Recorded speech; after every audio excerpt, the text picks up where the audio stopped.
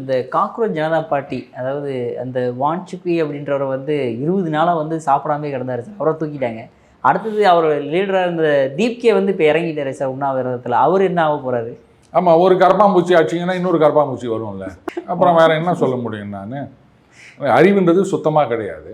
அரவிந்த் கெஜ்ரிவால் நம்மளை வந்து டம்மி ஆக்கி போட்டாங்க, அதனால் இப்போ இவங்களை வச்சு மறுபடியும் வரலாம் அப்படின்னு ட்ரை பண்ணின்னுக்கிறாரு.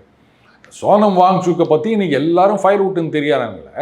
அந்த ஆள் பேசின வீடியோ யூடியூப் ட்விட்டர்லலாம் நிறைய இருக்குது பாருங்கள். அதில் அவன் சொல்கிறான், சைனாக்காரன் இங்கே வந்தான்னா லடாக் வழியாக நாங்களே அவனுக்கு வழி காமிப்போம்.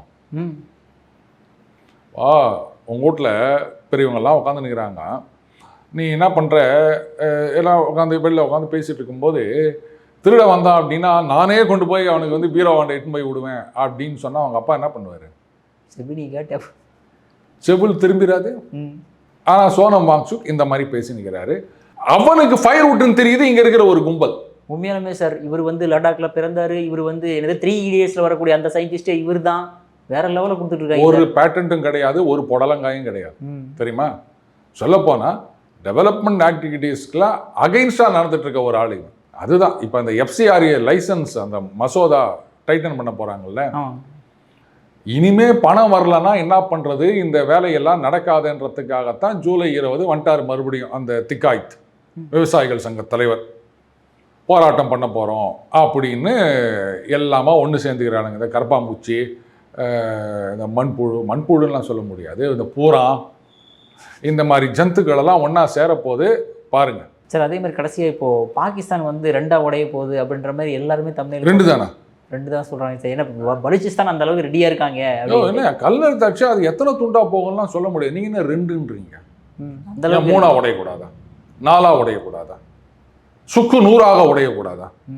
உடையணும்னா எவ்வளோ ஒன்றா உடையலாம். ஆனால் அது கொஞ்சம் ரிஸ்க்கு விக்ரம். நம்மலாம் நினைக்கலாம் சரி பாகிஸ்தான் துண்டாயிடுச்சு அப்படின்னு சொல்லிட்டு. But instead of dealing with one regime you will have to deal with multiple regimes. அவங்களும் நம்மளுக்கு எகெயின்ஸ்டாக தான் இருப்பாங்களா? இப்போதைக்கு வந்து ரைட்டு அப்படின்னு சொல்லலாம். அதை பங்களாதேஷ் கொஞ்சம் கூட நன்றியே கிடையாது. அந்த நாய்கள் எத்தனை பேரை காப்பாற்றி அவங்க நாட்டு பெண்களுக்கு எதிராக எவ்வளோலாம் வந்து வன்முறை நடந்தது, அவங்களெல்லாம் காப்பாற்றி தனியாக ஒரு நாட்டை உருவாக்கி கொடுத்தா அந்த நாய்ங்க என்னடானா இன்னைக்கு நம்மளை பார்த்து கொலைச்சுன்னுக்குதுங்க. இத்தனை நாள் சோறு போட்டுருந்தவன் நம்ம அங்கே ஒருத்தன் வந்து இன்னைக்கு எலும்பு தூண்டு, அதுவும் ஒன்றும் இல்லாத சதையே இல்லாத காஞ்சி போன எலும்பு தூண்டை போடுறான்னு அவனுக்கு வாலாட்டின்னு தெரியுது அந்த நாய். அதை போய் அதான் சொல்கிறேன், இன்றைக்கி வந்து சப்போர்ட் பண்ணுறாங்க, நம்மளை எதிர்பார்த்து தனி நாடாக போகலாங்க அப்படின்றதுக்காக நீங்கள் உடச்சி விட்டீங்கன்னா நாளைக்கு 10 தலைவலி உண்டாக்குற மாதிரி ஆகும். அதனால் இன்றைக்கி பாகிஸ்தான் வந்து பிச்சை எடுத்து கொண்டிருக்கின்றது. நடுவில் வந்து அந்த ஃபீல்டு மார்ஷல் பார்த்தீங்களா, இது வேறு இங்கே சில பேர் ஃபயர் விட்டுன்னு தெரிஞ்சாங்க தெரியுமா? பாருங்கள், பாகிஸ்தான் அவங்க தான் அமைதி ஒப்பந்தம், அவங்க தான் வந்து டேய் அந்த காலத்தில் என்ன பண்ணுவாங்க, தம்பி இங்கே வா இந்த லெட்டரை கொண்டு போய் அந்த அக்கா கிட்ட கூட நான் உனக்கு 10 பைசா கொடுக்குறேன். 10 பைசா அதெல்லாம் போயிடுச்சு, 4 நாள் கூட அந்த மாதிரி அவங்க கொடுக்குற லெட்டரை இங்கே எப்படி கூட சொல்லலாம். அது என்ன போடாது, கோபுர வாசல். இவன் கொடுக்குற லெட்டரை நாயுடு கொண்டு போயிட்டு அவகிட்ட கொடுப்பாரு, அவ கொடுக்குற லெட்டரை நாயுடு கொண்டு வந்து இவர்கிட்ட கொடுப்பாரு. இந்த வேலை பார்த்துட்டு இதுங்களுக்கு வந்து இவ்வளோ எகத்தாளம். கவுண்டமணி செந்தில ஒரு படத்தில் சொல்லுவார், சின்ன கவுண்டரில், அந்த மாதிரி தான் எகத்தாளத்தை பாரு அப்படின்னு. இன்றைக்கி துண்டு துண்டாக போயிடுச்சு. அது அவங்க பாட்டுக்கு போட்டு அடி அடின்னு அடிச்சுன்னுக்கிறாங்க. எங்கடா போச்சு அவங்க அமைதி ஒப்பந்தம்? என்னவோ நீ முன்னிந்து பண்ணி வச்சேன்னு சொன்னேன் இப்படின்னா இப்போ வந்து பதில் சொல்கிறதுக்கு இதில் சவுதியையே போட்டு அடிச்சுன்னுக்கிறாங்க அவங்க. நான் கேட்குறேன், சவுதிக்கும் பாகிஸ்தானுக்கும் ஒப்பந்தம் இருக்குல்ல, பாகிஸ்தானில் ஒப்பந்தம் போட்டோன்னே என்ன சொன்னாங்க, நான் நினச்சிக்கிறீங்க எங்களை ஏதாவது பண்ணியா சவுதி அரேபியா வரும். சரி, இப்போ சவுதியை போட்டு ஈரான் வச்சுருந்ததுல நீ போனியா? இல்லைங்க, என்ன இல்லைங்க, இல்லை ஏற்கனவே இங்கே விட்டாங்க ஒரு அடி செவிலில் ஆப்ரேஷன் சிந்தூரில், அதே கன்னம் பழுத்து போச்சு, இன்னும் வந்து இதுவால இதில் எப்படிங்க நான் அங்கே போகிறது? என்ன போய் நில்லு. அதனால் அதெல்லாம் விட்டு தள்ளுங்க. இப்போ ஈரான் வந்து நம்ம அன்றைக்கே சொன்னோம், ஞாபகம் இருக்கா, இந்த ஒப்பந்தம் போடும்போது ட்ரம்ப் தோற்று போயிட்டாரு பாருங்கள் இவங்களுக்கு சாதகமாக இருக்குதுன்னு சொன்னீங்க. பட்டு நான் அதை நம்பலை.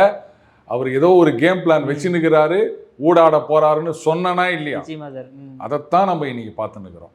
ஸோ பலுச்சிஸ்தான் இதெல்லாம் துண்டு துண்டா ஆச்சு அப்படின்னு சொன்னால் பாகிஸ்தான் இன்னைக்கு இருக்கிற அந்த பிச்சைக்கார நிலைமையிலே கண்டினியூ ஆகிறது தான் பெட்டர் அப்படின்றது.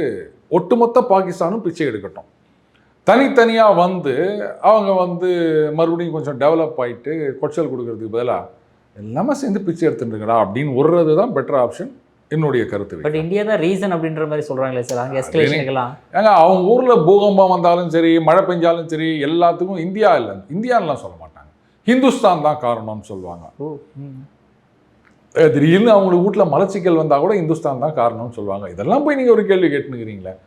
தன்வினை தன்னை சுடும், தீதும் நன்றும் பிறர் தர வாரா, போய் சொல்லுங்கள் அவங்கக்கிட்ட.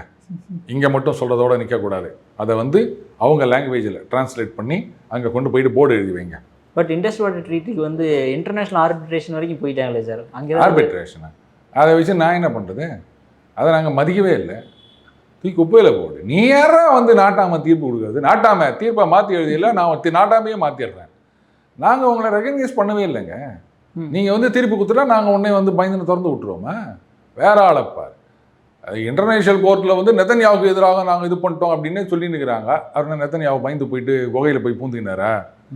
போங்கடா அப்படின்னு தான் அவர் சுற்றிட்டு இருக்காரு. அதான் புட்டினுக்கு எதிராக வந்தால் இந்த மாதிரிலாம் கூத்து வச்சுருந்தாங்க.